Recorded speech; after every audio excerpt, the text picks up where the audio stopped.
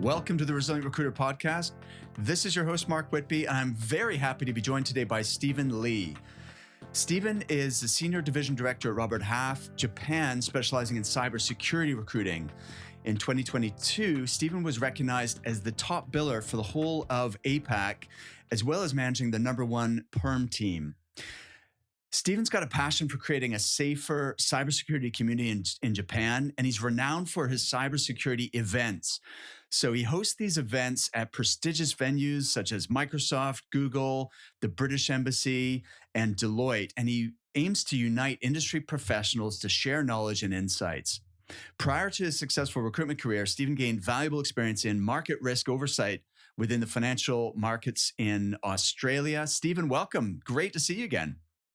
Great to see you again too. Well, as well, Mark. So thank you so much for the nice introduction. Absolutely. I'm really looking forward to this one. Can you just give a bit of context and share the story of how we know each other? So actually, I remember you were just starting out this podcast, and I think I heard your name from Greg Savage, and I thought, hey, I want to reach out to Mark and book some time with him to have a chat. And I think at that stage, I was just starting out in my business. And I remember that conversation. You had a look at my LinkedIn profile. You gave me some tips, and I think having that encouragement early on in my career to say that, hey, you're on the right track, because what I was doing was different. You know, I was spending time on my LinkedIn profile. I was spending time on building communities, and you kind of saw that and you said, hey, keep doing what you're doing. I'm rooting for you in your career. I think you're going to go someplace. And here we are 3 years later having this conversation now. So I'm really honored to be here. And, really appreciate that kind little bit of guidance and support back in the day as well. Amazing. Well, I could definitely tell from our first conversation that you were definitely going places. Stephen, how and why did you get into recruiting? Because you were in financial services before, right? So I was in financial services. I always thought that in my job and thinking about my career, if I stayed in that job, I would be average at best. The kind of people that I was competing with are PhDs, math geniuses, and I thought, look, this is the only place I could go. But I felt like my true strength was in a sales role. And actually, before I came here, I actually got help by a recruiter, and she helped me with my first job transition to a company called Westpac. And she made it look so easy, because what she did is she placed me from one market risk oversight role to another in a competitor with a higher salary and a higher position title. And I was like, hey, that looks so easy, right? And I remember just thinking, as you know, like that wasn't the case, right? When I first started, if I take it back to when I first started, in the first 6 months, I only made one placement. And I thought, well, I didn't quit my job in financial markets for this. And everything started to change when I started to specialize in security and started building communities in this space. Amazing. So are you, I know are you from Australia, or you just spend a lot of time there working? I'm from Australia. You're from Australia. Okay. So why did you move to Japan then? So Japan is one of my favorite places to travel. I've been here about 6 or 7 times before moving. And there was always this desire to move overseas. I spent some time in Hong Kong on secondment. And I think at that time it was like, yeah, let's go somewhere overseas to work and live. A lot of my colleagues in the banking sector tended to go to the UK, but I felt like there was a calling to Japan. And I think the 35 to 40% fees in Japan are hard to say no to as well. Absolutely. I know, I've heard that. It's like, to us in the UK, that sounds crazy. And even in the US, where it's, let's say 25 to 30% is fairly typical. We'll get into that. I want to learn more about your market and everything, and how it works. But so did you move to Japan and get into recruiting at the same time, or were you already in Tokyo? So I was really lucky. So I remember interviewing for a bunch of places while I was visiting, and with Robert Half, I was at the end of my trip. They were open to interviewing. So, but at that stage, I was like, man, I'm pretty tired. I just want to go home. But we kicked off the interviews remotely while I was still in Australia. I spoke to my boss, Lindsay Hughes. he was talking about which areas I could fit into, and he gave me the idea of actually going into cybersecurity from that point. Mm. And so he's the one who had that vision, and I kind of borrowed that intuition that, hey, there's a market here. There's something for me to do in this space. Awesome. All right. Love it. So then you mentioned a few minutes ago that in the beginning you really struggled at the start and you made one placement in your first 6 months. Tell me about what was, what you were feeling and thinking during that first 6 months. So I remember my boss promised me 6 months of help when you first begin, and no doubt the market always delivers. Um, it you start to get some small wins in the start where you're getting some interviews, and then all of a sudden you're getting some send outs where your candidates are interviewing with clients, and then you get to close to final stage, and then all of a sudden things don't work out. So Hmm. you build up this imaginary pipeline in your head that, oh, I think these deals are going to close, but of course you don't have enough reference points to know that, well, even if they do get the offer, they may accept another offer somewhere else or things close. So I think in my mind there's a lot of uncertainty, because you don't have those reference points to say what can I expect to happen next, and that uncertainty kind of, you do feel that insecurity is like, hey, is this job for me? Did I quit my job in financial markets to go into this to just help one person? So a lot of those feelings come up, and you think, oh, what's missing, right? But I was very lucky to have a lot of colleagues around me to help provide those reference points. And I think the thing that I focused on was what I can control, which was, well, am I learning something new every day? Am I getting just 1% better in my business? And I really took that mindset and really really embedded that to make sure I'm learning each time, each process, each thing, each day, and that really what helped get me through that period. That's amazing, Stephen, because this is the point at which a lot of rookie recruiters would drop out, right? Because it is, it's a complex dynamic. Like a lot of people, I've heard this expression so often, it's not rocket science. I hate that expression because it makes it seem as if it should be easy, right? The reality is that, just because something is um, simple doesn't mean that it's easy. So an example I would give is like, let's take running a marathon.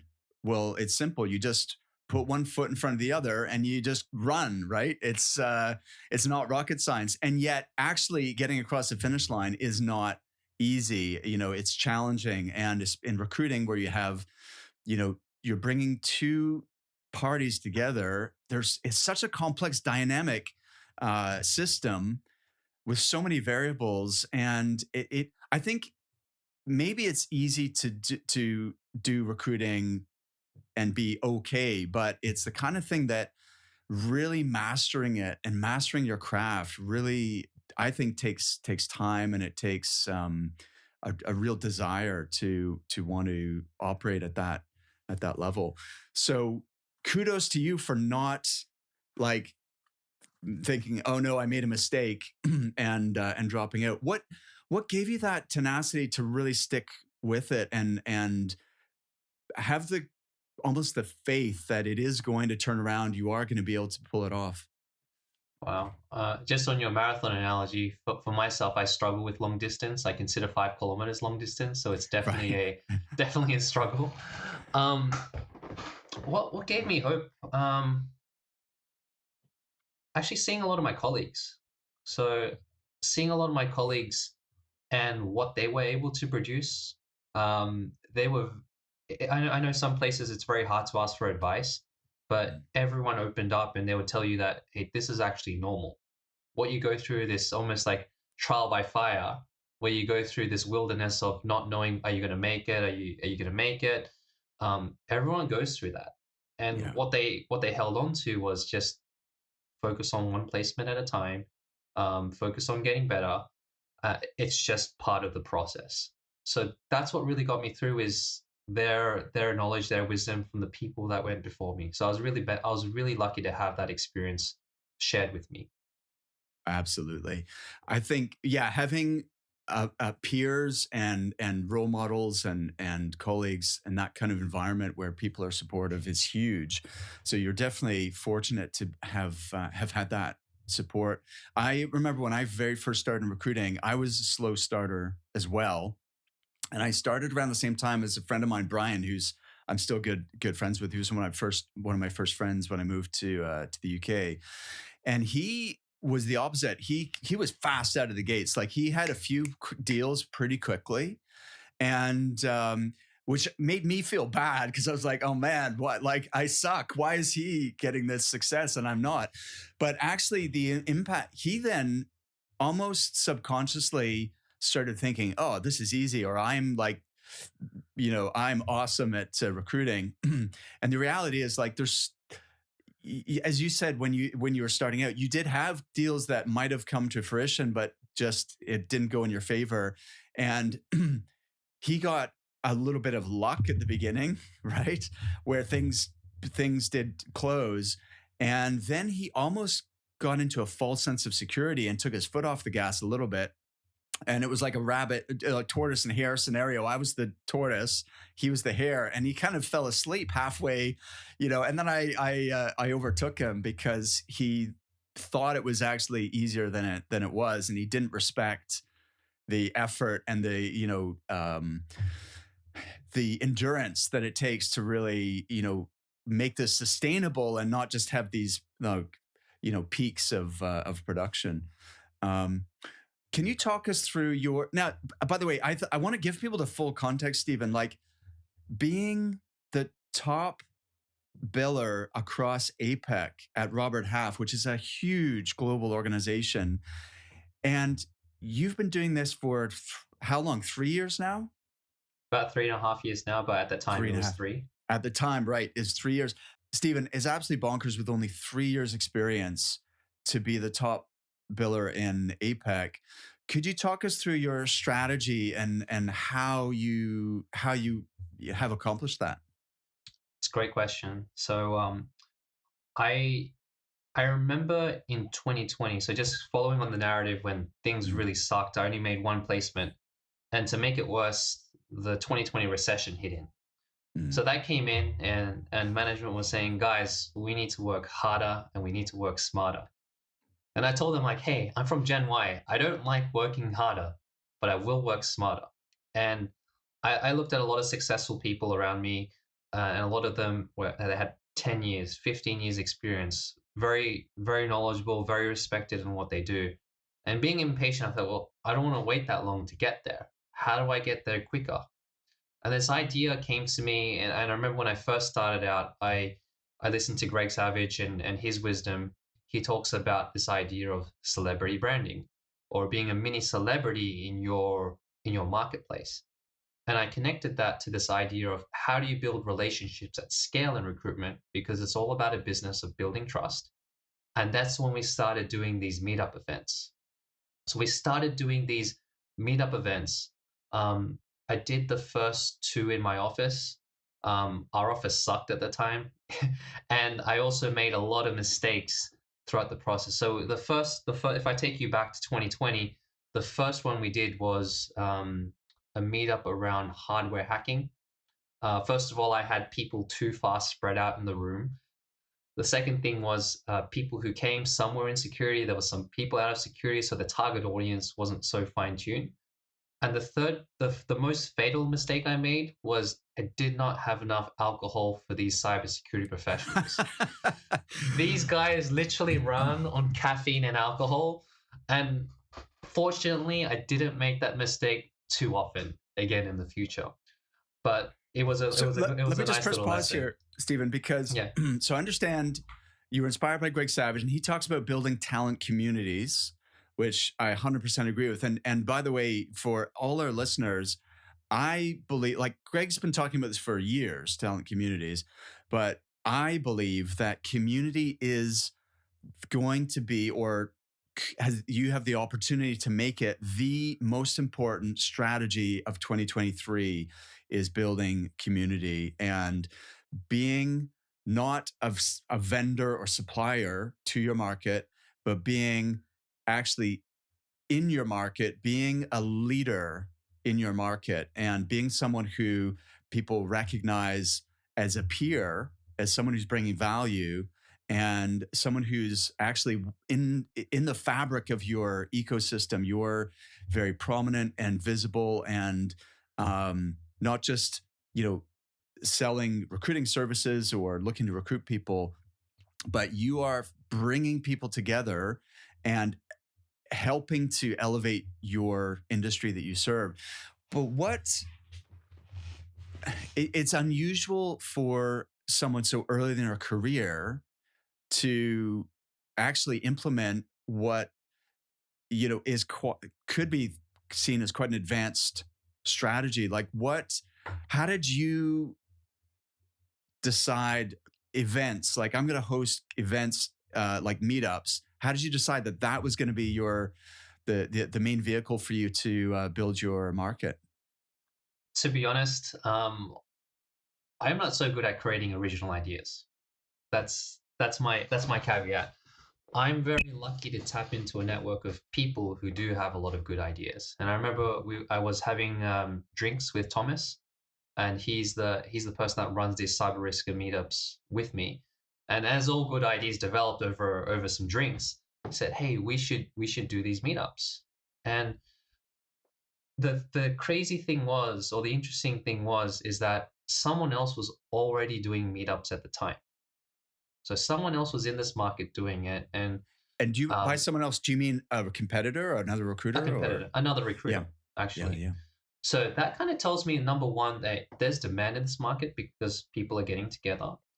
But number two, it reminded me of the story of Dropbox. Before they came into the marketplace, 100 people were doing the same thing. But we thought, well, why don't we do it a little bit differently and add our own flavor? And our mission sort of evolved from there. I said, okay, instead of just getting together and having drinks at a meetup, why don't we get together to give people the platform to share their ideas and best practices? And I'll give you an example of one of the conversations that happened during the meetup is people were sharing a bit about their security awareness training strategy. So they said, hey, we're working on this security awareness training strategy. Here are the challenges we've faced. Here are the findings that we're having. And then someone else from another company said, hey, we're actually working on exactly the same thing. Wouldn't it be cool if we got together and actually worked across companies to share best practices on this particular topic, especially because the materials there had to be in Japanese, which can be quite cumbersome for a lot of people who are working, who are not native Japanese speakers. So that kind of got me thinking about, the mission kind of evolved into, like, we're just getting together as a group of people, but we're really getting together to share best practices. And if I relate that back to one of the biggest problems in the cybersecurity industry, is that there is a shortage of talent here in the market. It's not going away. You hear quotes being thrown around like this 200,000 people short in APAC. If you spread that out to the US and global, that number escalates even further. So how do we address that problem when we're not getting enough resources? So I feel like if we share those ideas with each other, that's a first step towards addressing that problem. So you and Thomas, your colleague, were having drinks. You brainstormed this idea.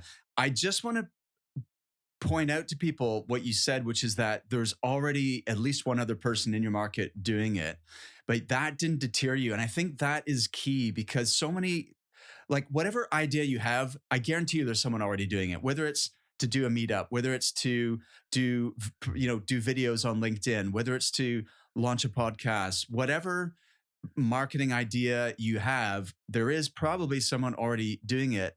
But that doesn't mean you should scratch that off your list and not go for it, because maybe you can do it better, or maybe you can put your own spin on it and come at it from a different angle, or find a way to differentiate what you're doing. So I love that. So just to clarify, when you say meetup, are you using the platform meetup.com, or you're just using that as a term to for this type of event? Both. So when we started, it was on meetup.com was the platform, and then we quickly transitioned to LinkedIn. And there are certain benefits of using the LinkedIn tool, because it integrates better with your audience who are already on LinkedIn. Mm-hmm. When you post the event, people can see their friends who are attending, because if they click attend, it'll come up in their feed to say, so and so is attending, right? So that gets them thinking, if so and so or Greg Savage is attending, I also want to attend as well. Got it. So All right. No, it that's kind of cool. pushes it through other people's feeds more if I compared to if I copied and pasted a meetup link into LinkedIn. And the reason for that is LinkedIn rewards content on their own platform instead of if you post things external to it, it will Yes. essentially punish you in I that sense. agree 100%. So do you still use the Meetup platform, or you've gone 100% to LinkedIn now? 100% LinkedIn. Okay, interesting. Talk about the evolution of those events and how that has kind of snowballed for you, and what you've learned along the way, Stephen. Besides making sure there's enough alcohol at the events, these events have really evolved into just starting out at our own company's venues to being hosted at other people's venues. I think people are interested to see, what's it like at Google, what's it like at Microsoft, what's it like at the British Embassy. It does create a different atmosphere. And then it evolved into, instead of having just one talk, why don't we do two talks? And I try what I try and do, because we typically have them on a Friday night, right? So it will start from 6 p.m. We'll start the official the official part of the meetup at 6:30, where we'll have the talks, and we'll have one lightning talk, which is about 10-15 minutes. Then we'll have a main talk with 20 minutes with Q&A, and we try and wrap up everything within an hour, because it's a Friday night. People don't want to be sold anything. They don't want to be sitting in a lecture that's too long, but it needs to be relevant for their marketplace. So some of the topics that we have talked about before are things like, what are some of the challenges that a CISO has? How does a CISO hire? So we talked about some of the leadership topics, which is some of the expertise that I can bring. But I also get a lot of the engineers to talk about some of the things that they've been working on. So we talked a little bit about software supply chain security. We talked about variant analysis, server-side request forgery, and cloud security misconfiguration. And those were all from people in the community bringing up those topics. I After was that, going we to go ask into you, that, yeah. hold on. How do you select your topics? And because this is key, is choosing something that people are actually really interested in. That's going to be, so I think that what draws people to this kind of event is going to be, number one, some people just want the opportunity to network, and it's a bit of it's an opportunity to meet their peers and share ideas, right? But especially if they're kind of siloed in their business and they don't have other colleagues to talk cybersecurity with, right? So you're creating that opportunity. But definitely the speaker and the topic are huge as to whether someone can be bothered turning up or not, right? Absolutely. Especially if, as you mentioned, if people don't know anyone there, because it can be quite intimidating. You see, you're going to a new place where you feel like everyone knows each other. But if there's a topic that's interesting to you, you may take that risk to say, yeah, I'm going to go check it out. Yeah. Right. And especially it's on a Friday night too, so you might have other things to do on that night. Totally. So how have you generated the topic ideas then? So from a topic idea perspective, just speaking to people in the market, you hear what's hot, what's moving. You hear, you speak to people and you feel like, hey, these people would be a good public speaker. And I think there would be more people who would be interested in this topic because other people have talked about it as well. So you do want to bring a topic that resonates with your market, and I think from there it's just about selecting the best person you feel from that area. Totally. That makes sense. And then how did you get the opportunity to host the events at Google or the British Embassy? So we're very lucky. So my boss is friends with the guy at the British Embassy. Okay. And they also had interest in promoting cyber from an embassy perspective. And some of the other places, as we started running more of these meetup events, people actually come up to you and ask you, hey, that was a really cool event. Can we also do the same thing at a Google, at a Microsoft? So it starts to snowball, and people, it's not just my event, but they see it as their event as well, where they can contribute and give back to the community. And that's something really special that I've seen in the cybersecurity spaces where people want to do that. And That that's is by awesome. posting. Yeah, no, Stephen, it's so cool how, and this is something I want people to really, really get is when you're doing something that, of course, there's a benefit. We're going to talk about like the business benefits in a minute, but you're also doing something in service to your market, your ecosystem, and that there's not an immediate monetary value to you, right? You're giving value up front in order to build relationships with people that will come back to you. It always comes back to you in some way, shape, or form, but you're creating something that you almost cannot predict the opportunities or the people that this will attract into your life, into your world. That's what I found with this podcast. Like the opportunities and the incredible people that this has attracted are just um, every day I'm astounded, and I would never have predicted, and I couldn't have.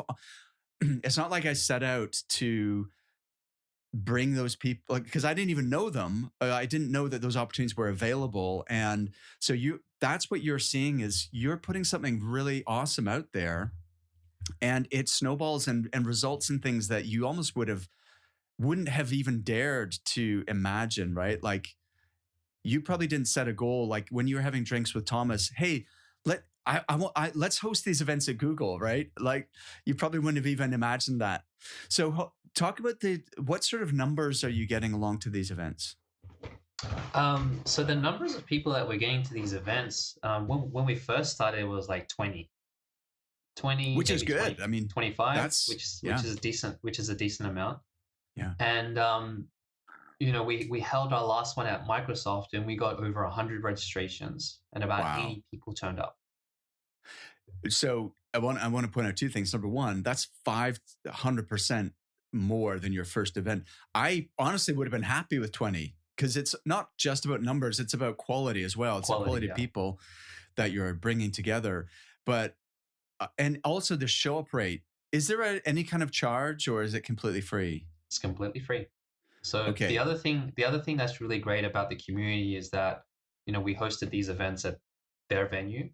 They cover the full cost of it, so that it's free for everyone to join. So there's no barriers to entry on that side. So I don't directly, I don't make anything from it directly. Yeah. But in terms of the ROI, I remember when I first started doing these things, people would ask me like, "Hey, Stephen, what's the ROI on these events?" And I'm like, "I don't know, bro. It's been like 2 weeks." And you're absolutely right. These conversations kind of you don't know where these conversations will go. And something, and I might add that something really amazing has happened as well for us, is that I was doing this 3 years ago, and now Robert Half in Japan is actually known for hosting community events. Wow. So all of a sudden we have different teams like the data team, the consulting team, the software engineering team, the executive search team. They've all started their own community events to bring people together as well. So that's something really special that I'm really proud of, that's kind of inspired other people to do it. And it's funny how it's not something that I've asked people to do, but they've done it. But the things that I do ask them to do, it doesn't get done. But it's amazing what people pick up. The motivation has to come from them to do it. So really, really interesting. So the host company will actually provide, like they'll put on the drinks and the nibbles and all that kind of stuff. Correct. So it didn't, but whereas the first couple, Robert Half had to foot the bill. Did you have to really pitch your boss on the benefits to get the budget for that? Actually my boss was very supportive. Cool. So he was very supportive and said, "Hey, whatever you need, we'll help provide it." And I was very lucky for that because when you first start out, you're not making a whole amount of placements, you're not making a whole amount of bank. So to have that support from the company and say, "Hey, we'll give you people to help with running the event too," that was super, super helpful. Fantastic. I love that. So what do you feel have been the biggest benefits looking back over now that you've been doing this for how long have you been running these events? So we did 2 in 2020, and then basically there were some lockdowns in Japan, which made it Mhm. very difficult to have gatherings of people. Yes, of Um, course. and that lasted for quite a while. So that lasted for about a year and a half. Um, and I had to pivot away to webinars during that time. Mhm. I had to pivot to webinars, but some of the benefits that we're seeing is that people know who you are without ever having met you. And a part of that is also what you talked about in a previous session where you were being interviewed is LinkedIn posting and personal branding, right? There's this idea called celebrity endorsement. So I always say that the the LinkedIn post that I do after the event is probably just as important as the event itself because people see you with people they know. They could be with famous CISOs. They could be with their friends they used to work with. And all of a sudden, there's a sense of familiarity when they see those pictures. And if there's enough pictures of you with people in your relevant market, they'll start to automatically think in their brain that, hey, seems like Steven's got something to do with security.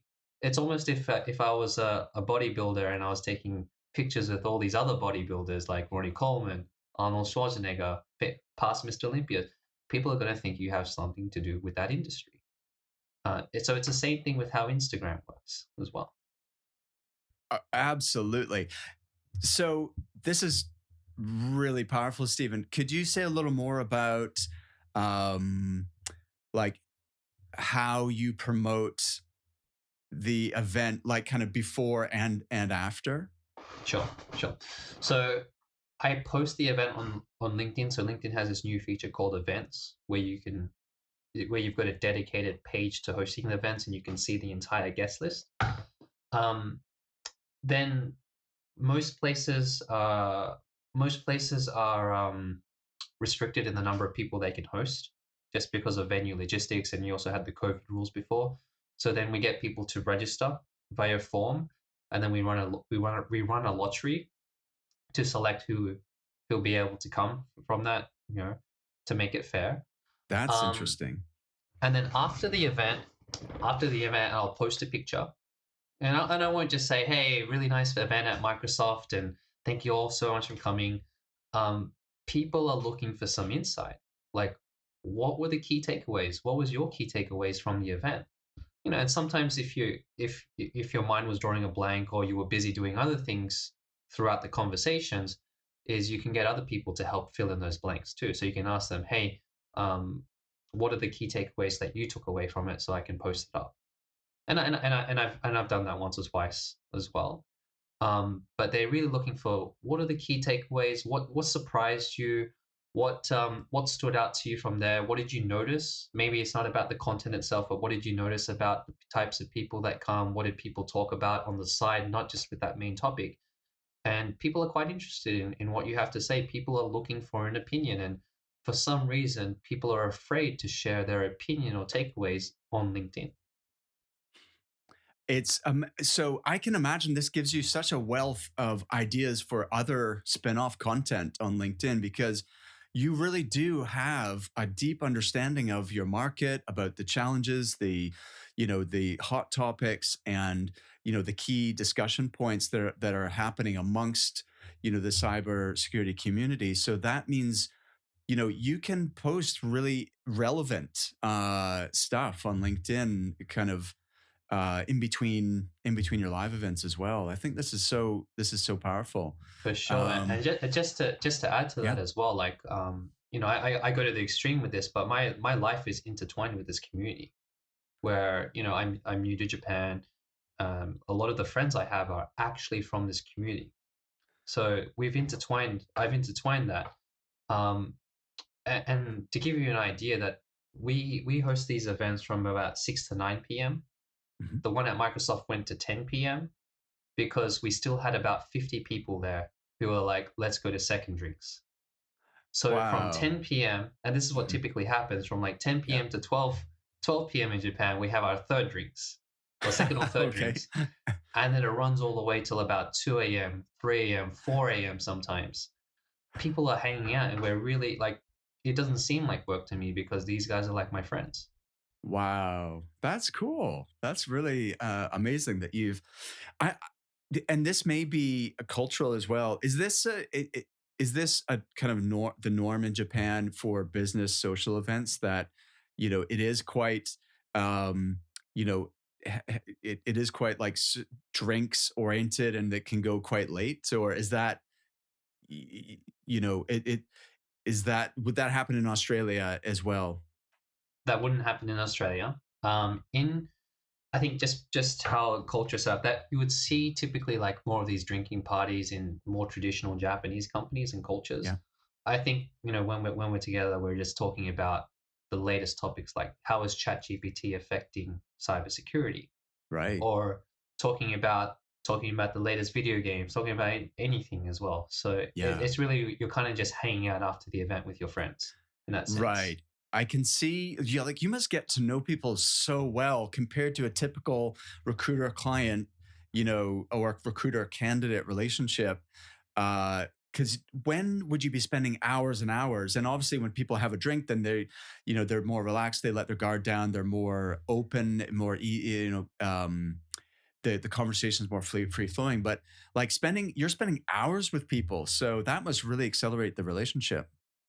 Absolutely. So this is where you're building relationships at scale, not only at the event where you're facilitating questions, you're facilitating the flow of the program. So instead of spending 1 hour with one person, you're spending 80 hours in one go in 1 hour because of how many people are there, right? Um, we quite often you hear the term that information is power, especially in a recruitment game. Quite often I get the privilege to know what's happening in a person's organization sometimes before they even know what's happening, who's moving, who's leaving the organization. Of All that course. information is quite useful, um, as you make commercial decisions in our role. There's I just there's so much I want to pick up on here. You mentioned that because I was surprised you get 80% of people to turn up. Normally, if it's a free event, um, like you'd be lucky to get 50% of people to come along, but you're getting 80%. And I think not only is it because people learn about this event on LinkedIn and they see like people they know and they can see that this is a high quality thing that is worth attending. But also, you've made it quite exclusive, and you have that lottery where you get more people who register than you have spaces for. So there is a real um, it makes it more special and more sought after to like, oh, I hope I get a place that then if you get a place, you're much more likely to, I think you would really make a huge effort to show up unless there was something that came up that really prevented you from coming. So I think that is, you've figured out a lot of nuances, Stephen, which are cool that running events and corporate events is not new, right? This is not a new idea, but you've really, um, tweaked it and finessed it and made it so powerful. Any other kind of nuances or things that you figured out that you think have made your events really successful? So one thing that I've noticed though is that you do have to be careful on the content that is being Hmm. shared throughout that event. So you do not want to have like a product vendor come in and sell or demo their product, because Yes. people don't want to be sold something on a Friday night, right? Right. They are much more interested in engaging with something that's relevant to them, whether it's a piece of work that someone else is doing, like a piece of engineering work, and that's relevant to them, or Yeah. it's to catch up with their friends. So it's really about making sure that structured component is as short as possible. In a not as short as possible, but it's timely for a Friday night, which is Yeah. typically less than an hour for me. Yeah. Um, and making people feel comfortable during those events. So to be honest, like having 80 people at that event is quite overwhelming, right? If you have to manage everything, it is very, very overwhelming. You need to make sure you empower your team, empower the local or regular members that come to do pieces of work. So I was very lucky that I have my team there, someone to help people with registration and check-in, sound Nice. check and mics, making sure that people are distributing and networking with other people, making sure that, it's very hard to talk with people all the time. So if I can't spend that much time with someone, I'll make sure I'll introduce them to someone before I leave them. Right. So it's like, hey, you should talk to this person because they're doing something similar to what you're working on. Well, let me introduce you to that person. And you're kind of what's it called? You're Connector you're kind of or you're kind of connecting people with common interests together, and you'll give yeah. them some sort of spark to talk about. Now, some of the things that people have said to me is like, oh, but Stephen, what if we introduce all these people who are, clients and candidates are coming to them? What if they go directly for a job, Yes. right? I'm glad you raised that because I'm sure that's going to be an objection that people have to doing this kind of thing. Yeah, so that is a legitimate concern. What we find in the Japan market, and perhaps this is a cultural thing. Perhaps this is a cultural thing, is that people do remember and say, "Hey, I met so and so from your meetup. It sounded like the type of work they're doing and the challenges that they're working on are very interesting to what I want to do in my career." So this is actually someone actually said this to me, and they said, "What would be the next steps to take this conversation further?" Right? And Nice. they obviously got placed, but I would have no idea that that person was looking for a new job, right? So Yes. it opens up these conversations that you weren't aware of. Surely it might be different in some other markets, and you might have some sort of slippage where people might Hmm. go direct.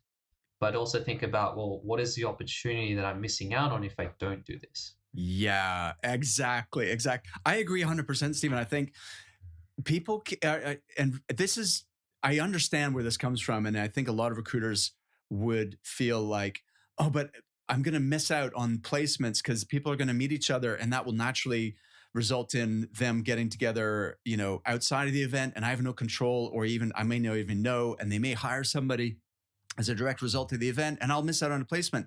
But that's the wrong perspective. You need to think about it from the point of view of how many more placement, like it's like the benefits by far outweigh the potential for, or the risk of losing out on a couple of placements, because how many more placements will you make as a result of this strategy than if you had never done it in the first place? So I think people, maybe that's cultural to Japan. I think that in a lot of markets, the client and the candidate may not be so respectful or thoughtful of how this conversation, how this introduction originated, and they may go direct to each other. And I think you need to make peace with that and just not worry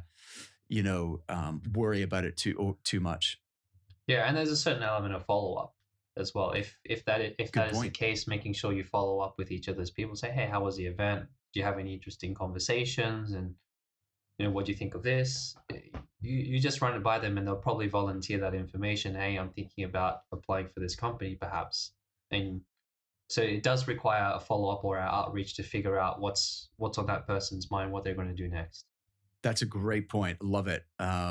That it's not like you leave it, you have the event and you say, okay, see you later. There's like a follow up process to cement those relationships and also get a chance to hear, what their thoughts were of the event and what. I love it, Stephen. This is brilliant. Listen, I do want to spend some time on your career at Robert Half and what else you've done to support your team and also to develop yourself. Could you say a little bit more on that? It's a great question. So there's two parts. One is on the leadership and team management angle. The Hmm. other is on innovation, process, and tools too. Okay. So first of all, on the leadership side, I actually pay for a leadership coach. Oh, I awesome. recognize, yeah, I recognize the value in having a coach. Um, I I know that as a leader, I don't have enough reference points. What's normal, like, what you experience as a top biller is very different from what you experience as a leader. So this is Hmm. where I would pay for someone who was highly referred to me. I would bounce ideas off them. and they would give me unfiltered and say, "Hey, Stephen, don't you sound a little bit arrogant when you say this? Or don't you Mm. sound a little bit judgmental when you say that?" So they really do keep you grounded, and they're not afraid to say those types of things, but Mm-hmm. in a respectful way. Um, I found that to be extremely, extremely helpful, and it's helped me navigate some difficult conversations about people on on the team, or what I'm experiencing as I step up into leadership as well. For example, you'll know that trying to get change through at your peer level is much harder compared to getting change through with the people that you manage directly, as a True. case in point. And she'll help you navigate that. I also got paired up with a mentor internally within Robert Half. He's a managing director in Melbourne, and he's been able to give me some more reference points with the context of the Robert Half lens, which has been really helpful too. Um, Now, if I think about the team management side, when you do run these events with a team, you do have to change the way that certain models work, right? Because you have in Robert Half, you have a candidate ownership model, and then you also have a client ownership model. And I tell the team, like, okay, well, by that definition, every single person that comes to those events would be hence like my candidate ownership. But Mm-hmm. I don't think that works for the candidate or my team, because I don't have enough time to go and follow up individually. So I always say to the team, I'll just reward the person who makes that deal happen. So it's basically open. If you're the person who's proactive enough to engage that person, even though it's an introduction from me, go and make it happen. And I also tell them, I also flip the model and say, uh, you know that person, you met a lot of the clients that I know. So they typically, I own a lot of the client relationships as well. I'll say to them, why don't you do execution for that deal too? So even though it's my candidate that I know from the meetup, it's my client that I know, but I'm getting the team to work and facilitate execution. Now, the benefits of that is they're empowered, and they don't feel like, am I going to upset Stephen by talking to their candidate or client? They're empowered to say, like, what's the best for this candidate? What's the best service that I can operate? And they're dealing with a single point of contact. Um, I'll help step in when things get difficult, when it comes to perhaps things like salary negotiation or a deep concern that a client has about the candidate. I'll step in there, and it allows me to be agile, to really play a role where I'm overseeing things and not getting lost in the day-to-day details of execution. And what I'll do is I'll adjust the splits. So I know I can't adjust commission schemes, but I can adjust sales credit. And I'll say to the team, since you did more work, I'm going to allocate more sales credit to you. And by doing that, we can multiply the impact of how many people we help and serve in the marketplace. This is awesome, Stephen. As you're talking, what the thing that jumped out at me is a lot of people struggle to make this transition from producer to manager or leader. And because it's a different skill set and it's a different mindset. Um, and what I mean by that is the skills that allow you to do deals and run a successful desk. Of course, there's some transferable ones, but it largely is different than skill set of managing and leading people. And so we see this with a lot of our clients who they often will set up their own business because they were really successful producers. And then they start hiring people, use the word reference points. You know, they don't have those leadership skills. They're awesome at being recruiters and doing deals, but this is a whole different ball game, is developing as a leader. And if you want to grow a business, then you need those leadership skills. But there's also the mindset shift, because a lot of individual contributors who are like top billers can have a little bit of a selfish orientation. And in order to be a really good manager and leader, your job is to make your team successful, right? And I've seen a lot of people who don't make it as a billing manager because although they're responsible for other people, they're really still all about themselves, and um, it just doesn't work. You're absolutely right, and you do have to let go because you are now responsible for these human beings, which you serve in that sense. It's not them kind of serving you in that sense, but it's you serving them. I was very fortunate to have some really good examples from my boss, Lindsay Hughes, who's really led by example on that.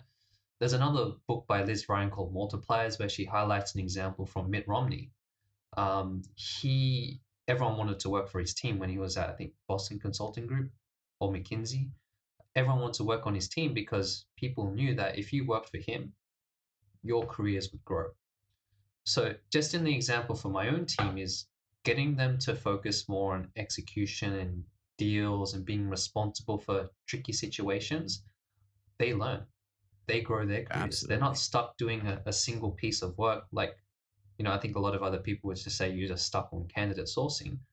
But all of a sudden now you get more reference points on difficult things you get to deal with, whether it's salary negotiation, whether it's business development, whether it's public speaking and doing these events yourself. And we've seen that happen where my team has proactively started to do a Japanese version of these cybersecurity meetups, right?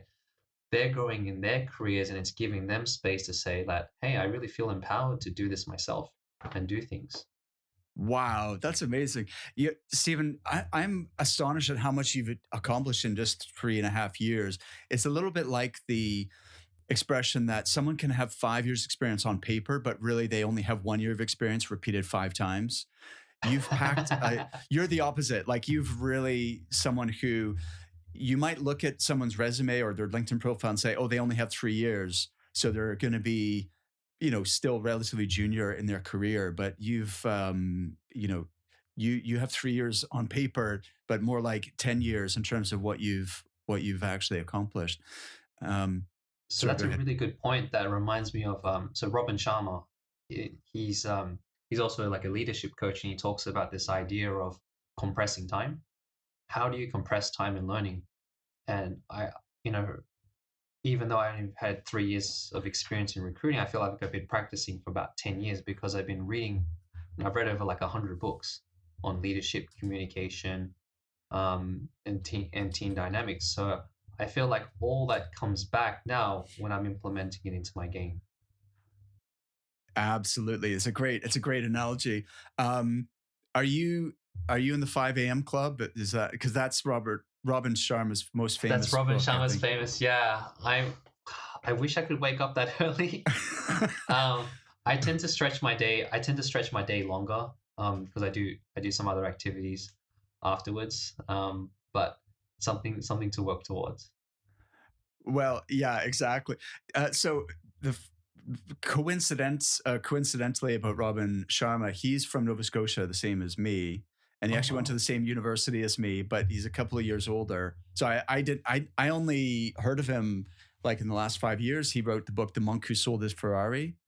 Um, but so I only actually discovered him recently, but then I looked at his Wikipedia and I'm like, holy cow, he's from the same place as me. So what a small world. No, um, I started with that same book, The Monk That Sold His Ferrari, back in 2012, and I was listening to his uh, podcast daily, and some of his podcasts I listened to like five, six, 7 times, um, because it's it's interesting gold. because he's a really powerful speaker. If you see his videos on YouTube and stuff, he's just so polished and he's an excellent speaker.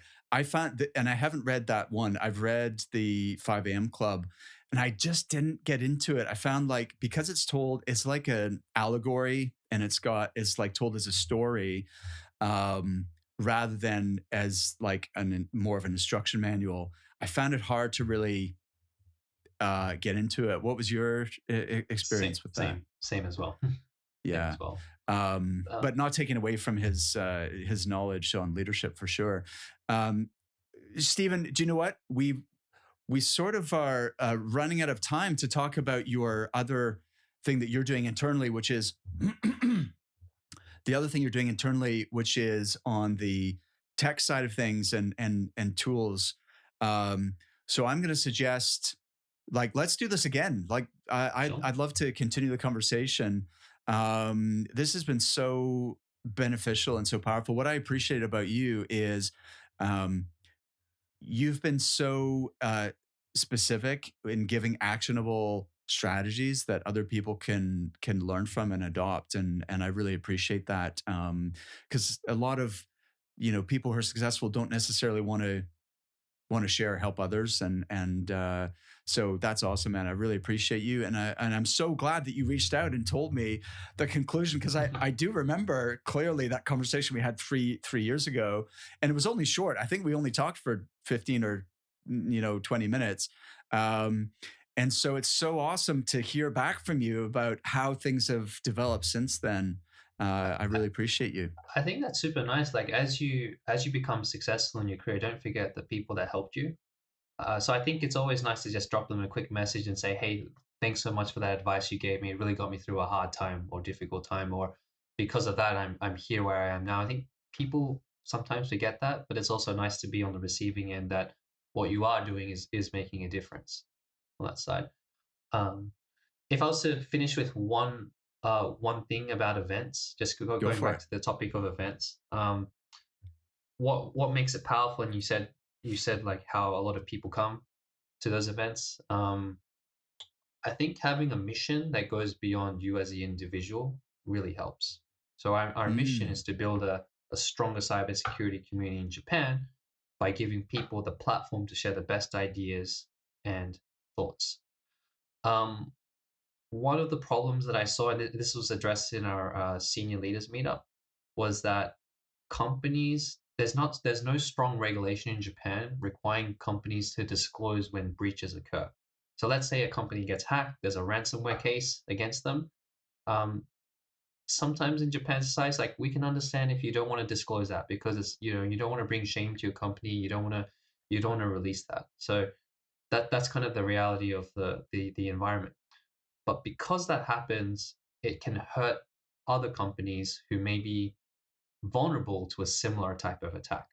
So mm, if because that company didn't share that, hey, we got hacked and this is how we got hacked, these were some of the deficiencies in our controls, our systems, other companies can't say like, hang on, we have the same deficiency in our controls. Maybe I should get that fixed. So what we did is we talked about a topic of called ransomware resilience, and we had someone share, a real life experience of when their company was hacked, and you could see the pain in his eyes as he's sharing this experience because wow. it was stressful. It was he was he was he had to work like a overnight shift to basically cover because when that happens, it's everyone's on deck, and you need to have a rotating roster that there's someone available 24/7 to make a call on things. And so he was able to share pieces of insight that were useful for the audience. And they would also talk about and naturally want to say, okay, this is what I had in my experience. How did you deal with that? It gets the conversation going. So because we've developed that type of mission and people are involved, it's not just my meetup. People are really on board with coming and they always ask you, when's the next one? When's the next one? People want to be involved. And that's how you can kind of start building relationships at scale. That's how you can start creating something that goes beyond yourself. That's a perfect way to finish off the conversation, Stephen. That's so powerful and such a. It is nuanced, but it's a powerful insight. Is if you can create a mission that's bigger than yourself or your business, it makes it people want to enroll in that mission and support it because they benefit from it as well and they believe in it. So when you're enrolling people in that mission, they're not saying this, they're not directly saying, "Oh, Steven's the best recruiter," or "I want to help Robert have to be successful." They're buying into the overall mission that you can share together. And I think, yeah, it's beautiful what you've done. Stephen, thank Thank you you so so much. much, and I'll be watching your progress very closely because I can't wait to see where you go next. Appreciate it. And just one last comment on our side. Mhm. Just for all the recruiters listening here, I know you've got a lot of people from the UK and the US. Japan is a lucrative market where they have 35 to 40% fees. Our company does hire experienced recruiters and value those from other markets to come to Japan. So if you're thinking about, a career here in Japan, we'd love to talk to you. Awesome. Yeah, definitely. Like, follow Stephen on LinkedIn, connect with him. It's Stephen Lee, Li. And because you'll see the stuff he's doing on LinkedIn, which is awesome. You'll see how he's promoting the events, but definitely connect in with them. And if you want that experience of, developing your career in another country, that sounds like an awesome opportunity. So I hope you get some interest on that, Stephen. For sure. Thank you so much again, Mark. Good to see you, and yeah, hope to catch up with you again soon. Wow, that was an awesome session with Stephen Lee. I hope you enjoyed it as much as I did. My top 3 takeaways were: number 1, community. Stephen talked about building relationships at scale. I love that expression, by creating a community. And he shared so many key insights on how he's been able to do that successfully. Number 2, mission. If you have a clear mission that is bigger than you and your company, but is one that your whole market can get behind, then people will go out of their way to help you. This is one I'm really going to be thinking about how I can apply to my work and what we do at Recruitment Coach. Number 3 was regarding leadership. We all know that top billers don't necessarily make good managers. And I think the reason Stephen has fast-tracked his career is because he's taken responsibility for his own development, and he's proactively seeking to refine his leadership skills through books, through mentorship, and through coaching. So community, mission, leadership, my top 3 golden nuggets from today. What were yours? I'd love to hear from you. Send me a LinkedIn message, or even better, leave a review for the show, sharing what you thought of this episode and what your key takeaways were. We would love to hear your feedback. Have an awesome day.